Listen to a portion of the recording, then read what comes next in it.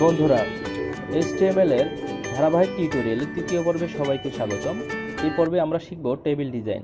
তো চলুন আমরা প্রথমেই একটা table.html নামে ফাইল ক্রিয়েট করি।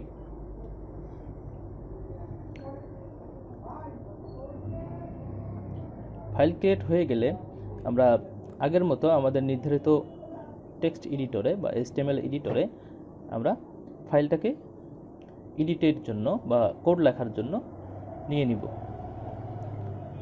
আগের মতোই আমরা HTML:5 দিয়ে শর্টকাট ইউজ করে HTML এর বেসিক ফরম্যাট যেটা আছে আমরা সেটাকে তৈরি করে নেব এবং সাথে সাথে আমরা HTML এর টাইটেল দিয়ে দেব HTML টেবিল ডিজাইন। যেহেতু আমরা আজকে টেবিল ডিজাইন করব, তো প্রথমেই আমরা একটা হেডিং ট্যাগ নিয়ে নেব। হেডিং ট্যাগে দিয়ে দেব যে টেবিল ডিজাইন বা HTML টেবিল ডিজাইন। আমরা আমাদের মনের মতো করে হেডিংটা দিতে পারি।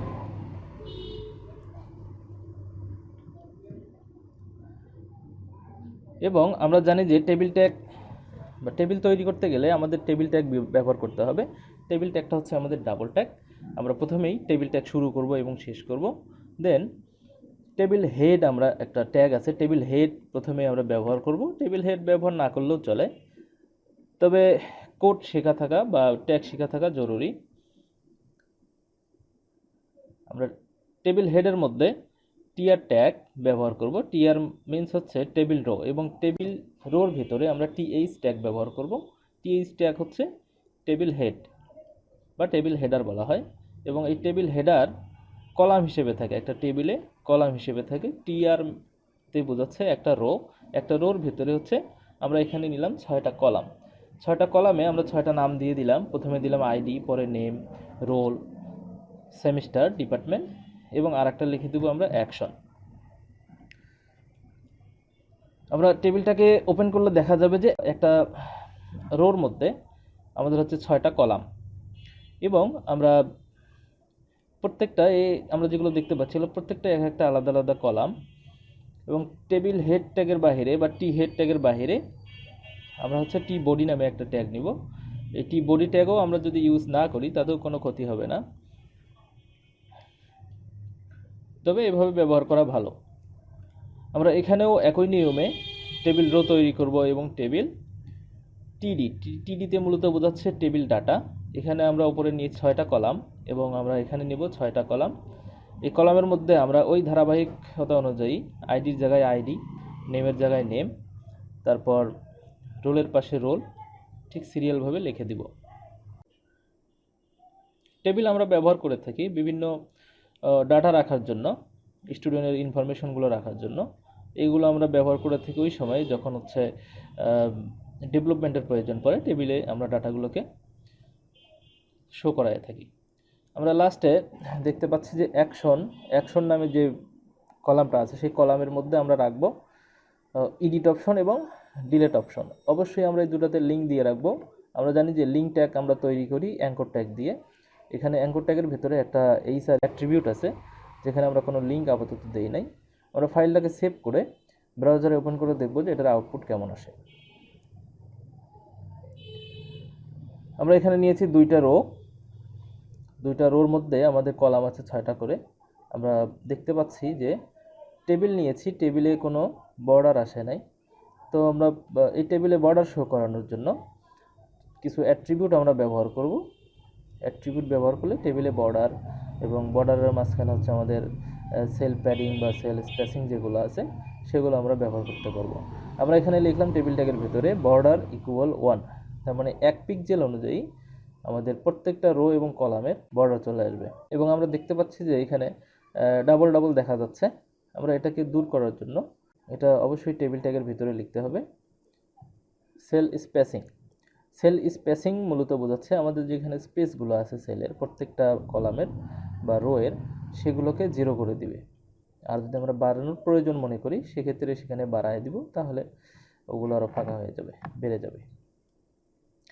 এরপরে আমরা যদি মনে করি যে এই সেলগুলোর বা এই রো এবং কলামগুলোর একটু প্যাডিং দেওয়া দরকার বা ফুলানো দরকার, ফাঁপানো দরকার, সেক্ষেত্রে আমরা সেল প্যাডিং ব্যবহার করে এটাকে একটু বাড়ায় নিতে পারি।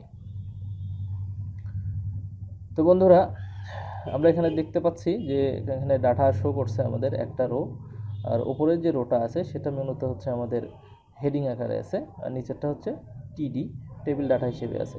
আমরা একটা রোকে কপি করে শর্টকাট ব্যবহার করে, মানে একটা কপি করে আবার আরেকটা পেস্ট করে দিয়ে ডাটাগুলো এডিট করে দিলেই আমাদের আরেকটা রো তৈরি হয়ে যাবে। এখানে লিখে দিলাম আমরা আইডি 2, নাম লিখে দিলাম আসিফ, এবং রোল অনুযায়ী রোলগুলো ধারাবাহিকভাবে চেঞ্জ করে দিলাম, আর বাকিটা ঠিক থাকবে।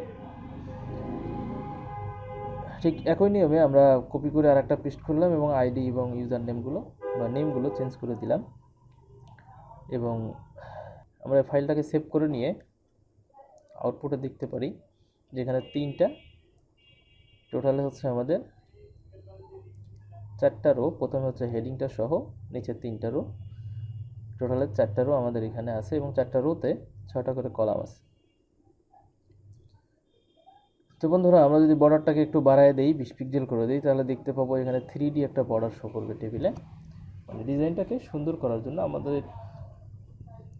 যে অ্যাট্রিবিউটগুলো আছে সেগুলো প্রপারলি ব্যবহার করলে আমরা সুন্দর করে সাজাইতে পারি। এবং টেবিলটাকে আমরা চাচ্ছি যে একটু মাঝখানে নিয়ে যাব, এজন্য লিখলাম হচ্ছে একটা অ্যাট্রিবিউট অ্যালাইন সেন্টার, এবং H1 ট্যাগের ভিতরেও আমরা লিখে দিব অ্যালাইন ইকুয়াল ডাবল কোটেশনের মধ্যে সেন্টার, তাহলে আমাদের এই ট্যাগ এবং টেবিলটা সেন্টারে থাকবে।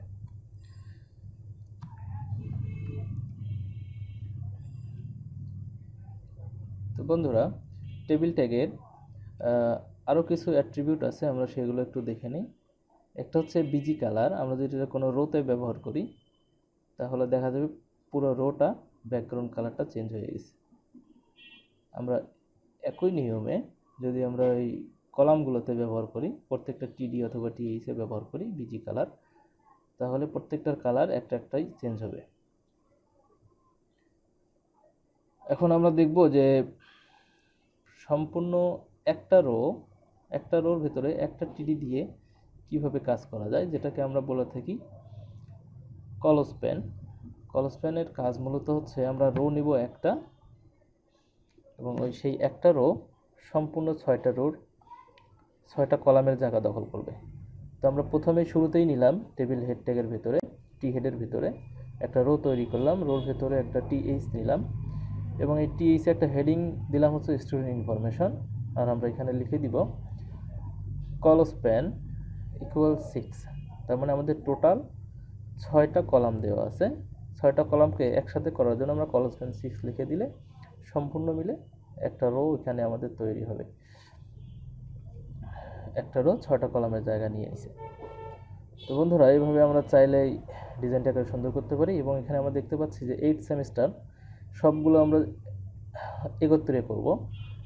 তাহলে আমরা এখানে লিখতে পারি, এখানে আমরা দেখতে পাচ্ছি যে টোটালে আমাদের হচ্ছে টেবিল বডিতে 3টা রো আছে। এই 3টা রোর শেষের 2টা রো থেকে আমরা 8 সেমিস্টার, মানে সেমিস্টারটা বাদ দিয়ে প্রথম রোর ভিতরে যে সেমিস্টারটা আছে 8, সেটাতে আমরা লিখে দিব হচ্ছে রowspan। তাহলে এই 3টা রো লিখে দিলাম 3, যেহেতু আমাদের এখানে হচ্ছে 3টা রো নেওয়া আছে, তাহলে 3টা রো একসাথে হয়ে যাবে এবং লেখা থাকবে শুধু একটা। তো বন্ধুরা, আমরা দেখতে পেলাম কিভাবে আমরা টেবিল ডিজাইন করতে পারি। আজকের শিক্ষণীয় বিষয় এ পর্যন্তই। সবাইকে ধন্যবাদ, ভালো থাকবেন।